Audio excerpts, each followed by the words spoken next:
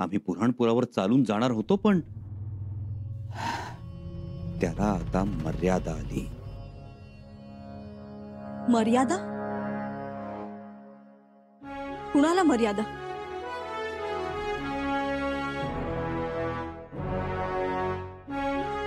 शिवपुत्रास मर्यादा की शूराबांच्या शूर छाव्यास मर्यादा? येसू, पहिल्यांदाच घडलं हे असं. त्या औरंगजेबानं कपटाचं कसब दाखवून राजपुतांचं शौर्य एका घोटात संपवलं. एका घोटात तर अगस्त्य ऋषींनी विशाल समुद्र गिळून टाकला होता. संतापाच्या भरात समुद्र प्यायले होते. खारटपणामुळे त्यांना तहान लागली. ती तहान शमवण्यासाठी पुन्हा विहिरीवरच यावं लागलं होतं, हो ना? मग पाणी काढणाऱ्या कुणा कुलीन स्त्रीकडून खोटभर पाणी मागितलं असेल त्यांनी.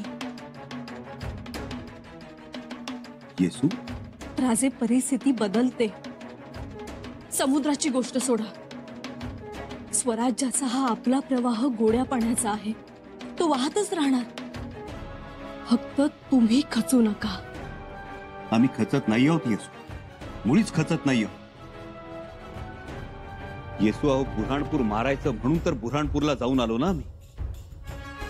परंतु आज राजे,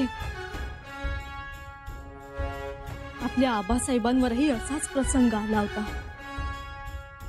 ते देखील सचिंत होऊन बसले होते. एका बाजूला थोर शहाजी महाराज साहेबांना कैद करून विजापुरात आणलं होतं, तर दुसऱ्या बाजूला 10,000ची फौज घेऊन फत्तेखान स्वराज्यावर चालून आला होता आणि सिंहगडाची मागणी झाली होती. पिताश्रींची कैदेतून मुक्तता कशी करावी, सिंहगड अबाधित कसा ठेवावा, फत्तेखानाशी लढाई कशी करावी, तिन्ही गोष्टी एकदमच आल्या होत्या. आबासाहेबांना काही सुचत नव्हतं. तेव्हा आमच्या सासूबाई सई राणी साहेब आबासाहेबांना एवढंच म्हणाल्या होत्या, आमच्या स्वारींना काहीच अशक्य नाही. स्वारी फत्तेखानाशी युद्ध करून त्याला हरवू शकते, पिताश्रींना कैदेतून मुक्त करू शकते आणि सिंहगडही अबाधित राखू शकते. आम्ही तेच म्हणतो. आमच्या स्वारींनाही काहीच अशक्य नाही. राजे, जगदीश्वराचं नाव घ्या. आबासाहेबांचं रूप डोळ्यासमोर आणा आणि वाऱ्याच्या वेगानं झेप घ्या. बुऱ्हाणपुराचे दात पाडून मोगल सल्तनत बोळकी करा.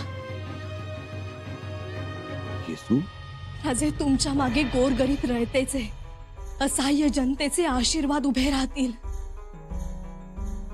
येसू, अहो, तुम्हीच म्हणता ना आम्हाला, कासव हे पाठीकडून बलवान असते, मात्र पोटाकडून ते बलहीन असते.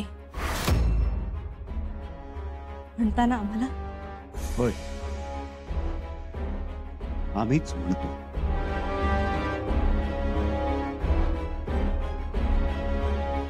आता बघाच तुम्ही, मोगली कासव उलथ पाडलं जाईल ते बुऱ्हाणपुरात. औरंगजेबाला धाक बसेल आणि पाची सल्तनतींना दहशत, आणि याची सुरुवात होईल बुऱ्हाणपुरातून. कालावर उठलेल्या ओरखड्यावरून कळेल आता औरंगजेबाला, आमचा पंजा सिंहाचाच आहे. जहांपना, ये आप क्या कह रहे हैं? वही जो आपने सुना. लेकिन क्या मैं इस जिम्मेदारी के लिए काबिल हूं? हाँ, आप काबिल हैं, क्योंकि हमारे रिश्तेदार होने के बावजूद आप नेक दिल के और मुगल सल्तनत के बारे में अच्छा सोचते हैं. जहांपना, तो आज से राजपूतों की सारी जिम्मेदारी आपके इन मजबूत कंधों पर. आज से राजपूतों पर आपकी पैनी नजर रहेगी. जी जहांपना, लेकिन बस हमने आप पे जिम्मेदारी सौंप दी। किस सोच में पड़ गया अब जहांपना? वज़ीर आलम, पूरा हिंदुस्तान हमें इस मुल्क का शहंशाह मानता है, फिर भी क्या जहांपना? फिर भी एक खलिश है दिल में। एक बात है जो बार बार चुभती है और पता नहीं कब इजाद मिलेगी इससे। अगर आप मुझसे बयां करें तो आपकी रहमत होगी। वज़ीर आलम, बंगाल से लेकर काबुल तक अगर हम दो बाप पसारे तो पूरा हिंदुस्तान हमारे कब्जे में है, हमारे हुक्म तले है। जी हुजूर। मगर ये दक्कन हमारे हाथ नहीं लगता, हमारी मुट्ठी में नहीं आता। और इस बात की वजह से हमारे दिल में इतनी खलिश है कि बार बार हमें चोट पहुंचाती है, हमारे चैन सुकून को छीन लिया है। हाँ, ना इबादत ठीक से हो पाती है, ना कलमा ठीक से पढ़ पाते हैं। क्या सोचा था? ये सोचा था कि जब सिवा जाएगा तो ये छोटा सा दक्कन हमारे पंजों में आ जाएगा। यहाँ के लोग घुटने पर गिरेंगे, रहम की भीख मांगेंगे, पनाह मांगेंगे, गिड़गिड़ाएंगे। नहीं, वो सिवा की औलाद संबा, कहते हैं वो तो सवाई शिवाजी है। हाँ, लेकिन ये सिर्फ कहने की बात है। अब उसने क्या कर दिया? क्या कर दिया? वहां आदिल खान, कुतुब खान अपनी नजरें झुकाए हमारे सामने अपने घुटने टेकने को तैयार हैं, मगर वो संबा चट्टान की तरह खड़ा है, झुकने का नाम ही नहीं लेता। जहांपना, देखो, यही बात बार बार हमें चुभती है, बहुत गहरी चुभती। माफी जहांपना, लेकिन इंशाअल्लाह एक दिन सिवा का स्वराज भी आपके कदमों में आ गिरेगा। सिर्फ स्वराज नहीं, संबा को भी हमारे कदमों में गिरना होगा।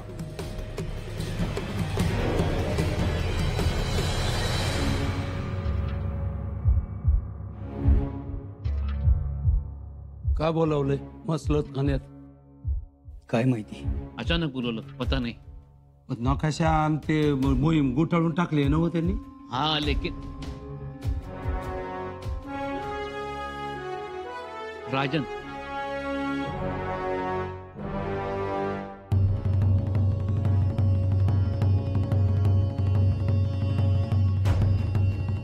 मामासाहेब, जाऊयात का बुऱ्हाणपुरावर? जाऊयात म्हणजे काय, जाऊयात की. आम्ही बाशिंग बांधून तयारच आहोत. राणी साहेबांनी बोलता बोलता आठवण करून दिली आम्हाला. कासव पाठीकडून टणक आणि पोटाकडून नरम असत, त्याला उलथ पाडावं लागतं. होय, त्याला उलट पाडू आणि तिकडूनच दणका देऊ. राज, मी समधी तयारी केली बुराणपुरात. आमची पण तयारी झाली, आम्ही काय गप नाही. सगळे तयार आहेत आणि तयारीचेही आहेत. बरोबर ओळखलत कविराज, सगळेच जण तयारीत आहे.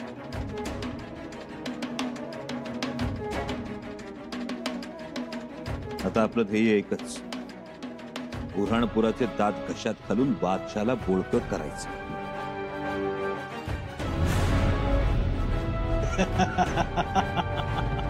वा राज वा, तुमचा हे बेत ऐकून लय आनंद झाला बघा. काका, तुमच्या भावना समजत होत्या आम्हाला, पण आम्ही सगळ्या परिस्थितीचा अंदाज घेत होतो. आता घेतलं ना वा अंदाज, मग देरी कशा? मामासाहेब, तुमची अधीरता समजू शकतो आम्ही,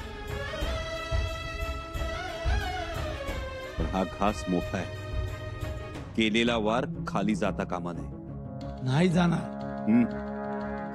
खर तर जिजिया कर हा प्रतिकात्मक आहे. या जिजिया कराच्या माध्यमातून औरंगजेबाला हेच दाखवून द्यायचंय की त्याला प्रतिकार करणारा हिंदुस्थानात कोणी शिल्लक नाही. जो कोणी प्रतिकार करेल त्याची गत राजपुतांसारखी केली जाईल. त्यामुळे औरंगजेबाला टक्कर द्यायची तर तयारी सुद्धा त्यात तोडीची असली पाहिजे. होय राज, मला विचाराल तर आपण सक्षम आहोत.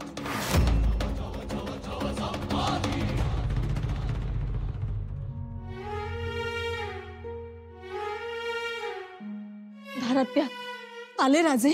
अहो कसले ते तुमचे राजे आणि कसलं काय? का, काय झालं? तू आमचा निरोप नाही दिलास का? अहो काय उपयोग तुमच्या निरोपाचा? शंभूराजे आणि बाकीची माणसं बसलीत मसलत खाण्यात, ते झालंच ग. पण आम्ही जेवणासाठी थांबलोय हे सांगितलं नाहीस तू त्यांना?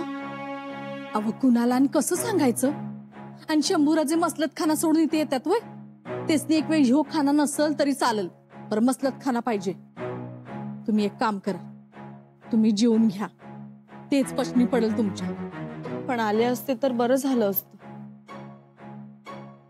तुमचं राज काही एवढ्यात येणार नाहीत. अगं पण का? शंभूराजे कुणाची तरी वाट बघतायत.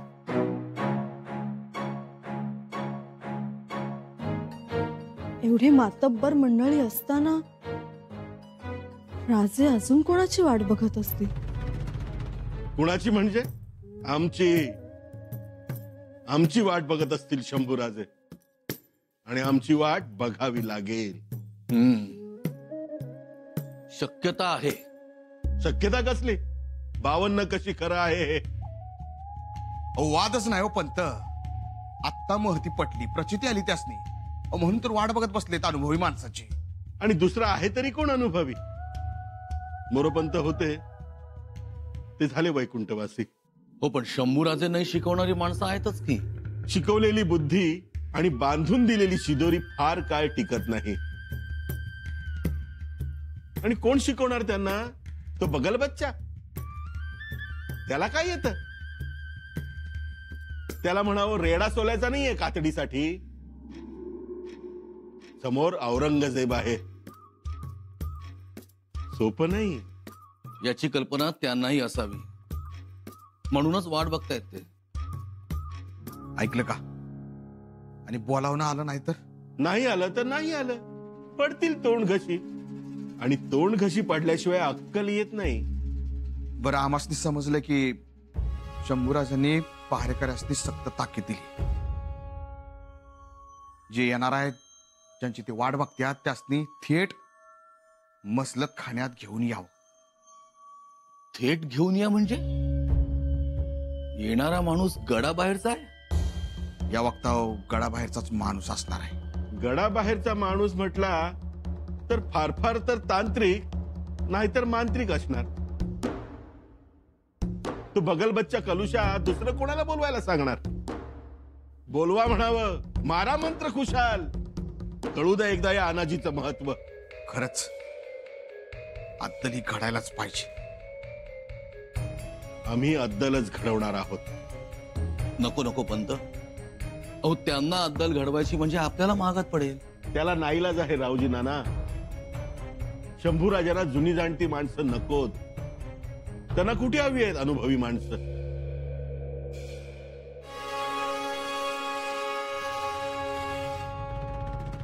आम्हाला अनुभवी माणसं पाहिजे. अनुभवाचा आम्ही नेहमीच आदर करत आहोत. होय, आम्ही ते बघतोच आहोत. आणि अनुभवाबरोबरच तरुण रक्ताला सुद्धा वाव मिळाला पाहिजे. वय दोन्हीचा मिलाप व्हायला पाहिजे, ही गोष्ट खरी. बुऱ्हाणपुरासारख्या ठाण्यावर जायचं म्हणजे अनुभवी माणसं जास्त हवेत. अनुभवी तर हवीतच, पण निष्ठावंत सुद्धा असली पाहिजे. एकदम दुरुस्त राजन. अशाच एका अनुभवी आणि निष्ठावंत माणसाची वाट बघतो आहोत आम्ही. कौन है वो राजन? आहे एक सच्चा मावळा.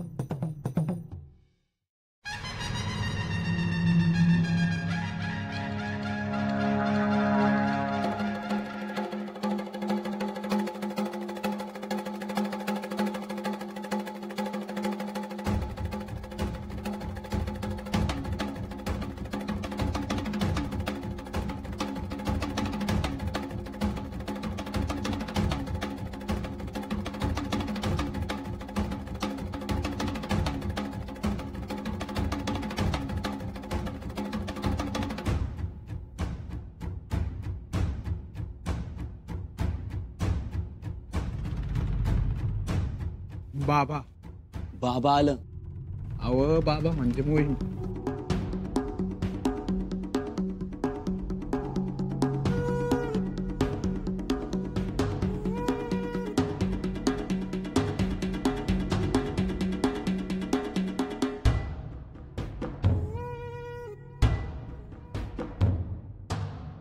तेच ज्यांनी म्यानातून तलवार बाहेर काढली की शत्रूची पाचावर धारण बसते, जे रणांगणात उभे ठाकले की शत्रूच्या उरात धडकी भरते, पाठीवर ढालीसारखं मरण बांधून निधड्या छातीनं स्वराज्यात वावरणारा वीर, एक हात तलवारीवर तर दुसरा छत्रपतींच्या निष्ठेवर ठेवणारा धुरंधर, ज्यानं फक्त 64 मावळे घेऊन पन्हाळ्यासारखा बेलाग तालेवार किल्ला एका रात्रीत घेतला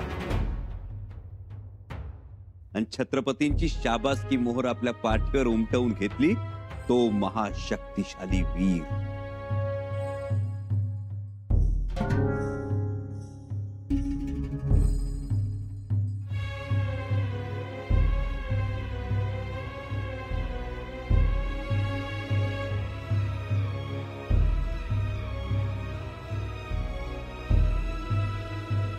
तुम्हासनी मसलत खाण्याकडे बोलावले.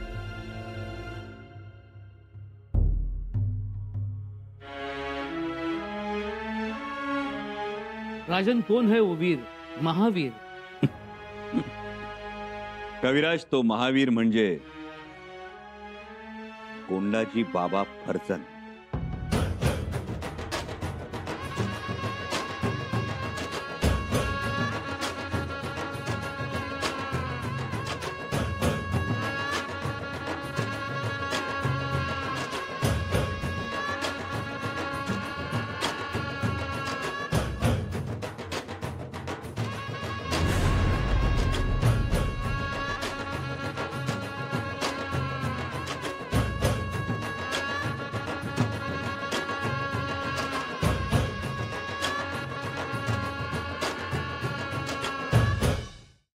राज, मुजरा राज.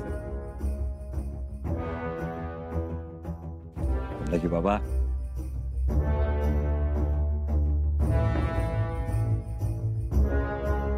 मुठभर मावळं गाठीला आणि सोन्याचं घुंगरू काठीला. काठीला, आणि काठी बी कंची, भगव्याची काठी. बरोबर, भगव्याची काठी. नाही सरनोबत. राज, लय दांडगी माणसं घेऊन बसलायस की मसलत खाण्यात. कुणाची 100 भरली म्हणायचं? कोंडाजी बाबा, 100 आता भरल, त्यासाठी तर तुम्हाला बोलवलंय. राज, कोंडाजीला निस्ता हुकूम सोडायचा. कोंडाजी बाबा, आबासाहेबांनी सुरतेवर छापा मारून औरंगजेबाच्या दाढीला हात घातला होता. भाईजी, आता आपण औरंगजेबाचं धोतरच फेडायचं. म्हणजे वस्त्रहरणच करायचं. लय दिवसांनी ना आम्ही संधी आल्या म्हणायचं की. राज, नुसतं सांगा कधी निघायचं आणि कुठं जायचं ते. या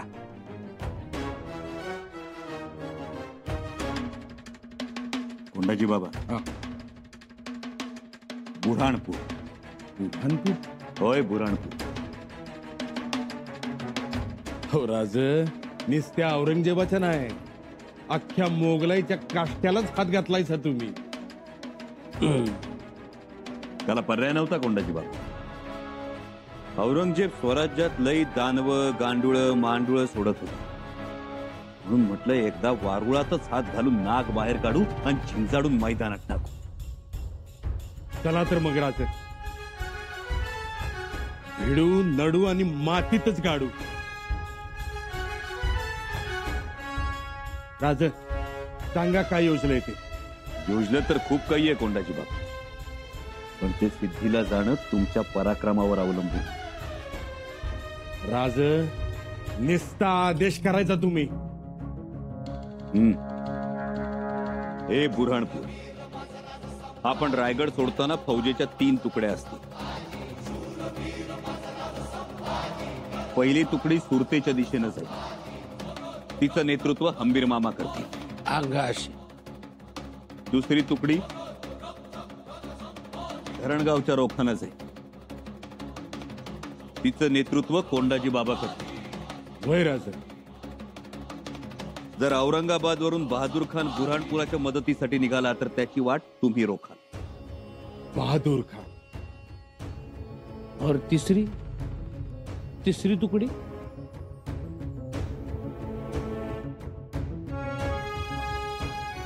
तिसरी तुकडी थेट बुऱ्हाणपुरावर चालून जाईल. आगीचा लोळ होऊन बुऱ्हाणपुरावर कोसळेल. तिचं नेतृत्व आम्ही स्वतः करणार.